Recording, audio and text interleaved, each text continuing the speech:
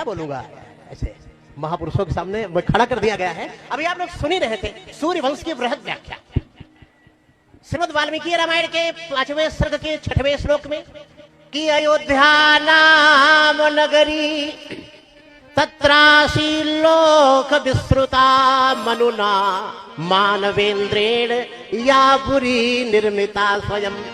मानवेंद्र महाराज मनु के द्वारा निर्मित ये अयोध्या धाम, ये अयोध्या नगरी त्रिषु लोकेषु विस्तृता, समस्त लोकों में विख्यात नगरी। अभी आपने सभी राजाओं का सूर्यवंश वर्णन श्रीमद् भागवत में भी बहुत सुंदर है, बहुत अत्यंत।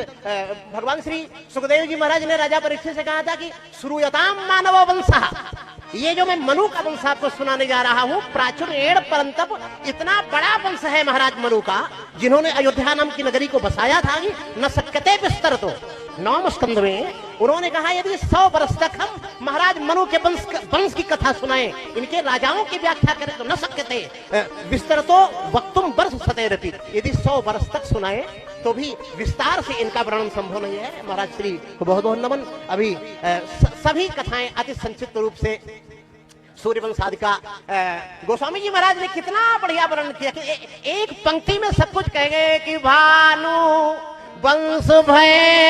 हालांकि चंद्र वंश में भी कम राजा नहीं हुए। सूर्यवंश 10 स्तंभों का विस्तार है। इक्ष्वाकु नृग सरयाति दिष्ट धृष्ट करूस नरसंत प्रसद्र नभग कवि, ये 10 पुत्रों की, और इसमें आयु श्रुतायु सत्यायु रय विजय जय। 9वें स्कंद में आयु श्रुतायु रय विजय जय के वंश का विस्तार है। तो गोस्वामी जी महाराज ने बड़े बड़े बड़े प्रशंसापूर्ण शब्दों में कि भानु वंश भय भूप घनेरे, वही घनेरे के बाद महाराज जी कह रहे थे कि एक एक शास्त्रा कृष्ण से पुत्रान दशा बोला। 10वें स्कंद भागवत में अभी महाराज श्री के मुखार बिंदु से वाणी निकल रही थी कि एक एक रानियों के 10-10 पुत्र थे। मैं अभी महाराज जी ने कहा कि 10-10 हो, 20-20 हो, अगर थोड़ी देर के लिए कह दिया जाए कि समय नहीं रहा, लेकिन महाराज जी आपका आशीर्वाद हो, आप सबके चरणों का।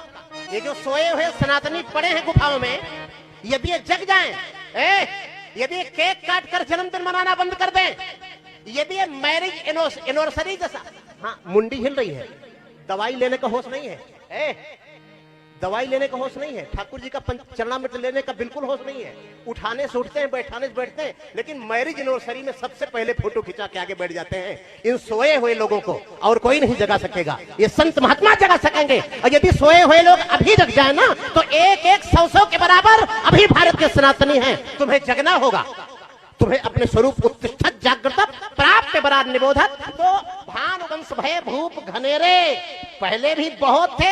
ये घनेरे मारवाड़ी शब्द है, घड़ा घड़ा, कदे घी घड़ा कदे मुट्ठी चना, रामचरितमानस में पूरे भारत की भाषा है।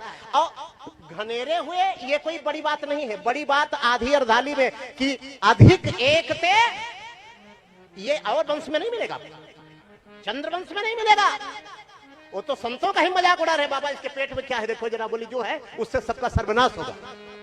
लेकिन अधिक एक थे, एक बड़े। मैं 2 मिनट में सुनाई देता हूँ। भगवान नारायण की नाभि से कमल, कमल से ब्रह्मा, ब्रह्मा के पुत्र मरीच, मरीच के कश्यप, कश्यप के विवस्वान, विवस्वान के श्राद्ध देव मनु, मनु के इक्ष्वाकु, इक्ष्वाकु के अनैना, अनैना के युवनाश, अनैना के पुरकुश, पुरकुश के मानधाता, मानधाता के अरण्य के तुसंकु, तुसंकु के पुत्र महाराजा हरिश्चंद्र, हरिश्चंद्र के पुत्र रोहित, रोहित के हरित, हरित के पुत्र बाहुक, बाहुक के पुत्र महाराजा सगर, सगर के असमंजस, असमंजस के अंशुमान, अंशुमान के पुत्र दिलीप, दिलीप के पुत्र महाराजा भगीरथ, भगीरथ के सुर, सुर के सौदास, सौदास के सुदास, सुदास के असमक, असमक के मूलक, मूलक के दशरथ। 2 दशरथ हुए हैं। एक ये एडमिन पुत्र दशरथ, दशरथ के विश्वसा, विश्वसा के खटवांग, खटवांगा दीर्घबाहुश्चे रघुस्तस्मात् तस्रवा अजस्ततो महाराजस्तस्मात् दशरथो भवत्। श्रीमद् भागवत में गुरुवर्थे तक्त राज्यो विचर्दन वनम पद्म पद्भ्याम प्रियाया पांगड़ स्पर्शा क्षमाभ्याम मृजत पदरुजो। कितनी महिमा का वर्णन किया जाए ऐसे सूर्यवंशी हमारे नरेशों का, जिनका त्रिषु लोकेषु विस्तृतः, समस्त लोकों में जिन सूर्यवंशीय महाराजाओं की जय जयकार थी।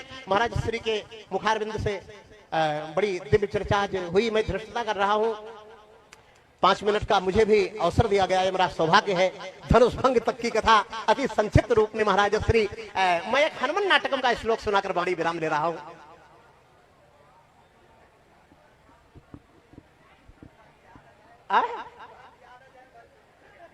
चलो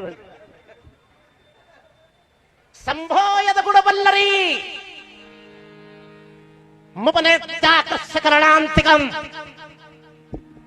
ये जो धनुष तोड़ा गया था, परशुराम जी महाराज ने तो राम जी से यहां तक कहा था, इन्हें द्वय धनुषी दिव्य, ये दो ही धनुष समस्त लोकों में पूजनीय थे। एक जो तुमने तोड़ डाला वो, एक मेरे कंधे पर जो चढ़ा है ये, तो संभो यदगुण वल्लरी त्याकृष्य करणांतिकम। ये वही महान धनुष था भगवान श्री राम ने जिस धनुष की प्रत्यंचा चढ़ाई थी, तो त्रिपुरासुर की रानियों के कान के कुंडल टूटकर पृथ्वी पर गिर पड़े थे। और जब इस पर टंकार मारी थी ना, तो त्रिपुरासुर की रानियों के मस्तक पर उनकी वैधव्यावस्था मंडरा रही थी, लेकिन उसी को भगवान श्री राम ने तोड़ डाला। धनुष अकेले नहीं तोड़ा गया था, आधा मिनट में पूरी बात बताता हूँ। सबका संशय और अज्ञान तोड़ा गया था, मूर्ख राजाओं का अभिमान तोड़ा गया था, सीता जी का सोच तोड़ा गया था, जनक जी का पश्चाताप तोड़ा गया था, रानियों का दारुण दुख तोड़ा गया था, परशुराम जी का अहंकार तोड़ा गया था, ऋषि मुनियों की कायरता तोड़ी गई थी, इसी के साथ साथ शिव जी का धनुष तोड़ा गया था। सब कर संशय और अज्ञानु मंद महीपन कर अभिमानु, शेखर सोच जनक पछतावा, रानिन कर दारुण दुखदावा।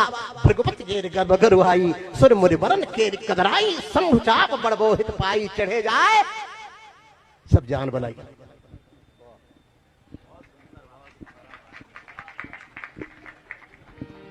सियावर रामचंद्र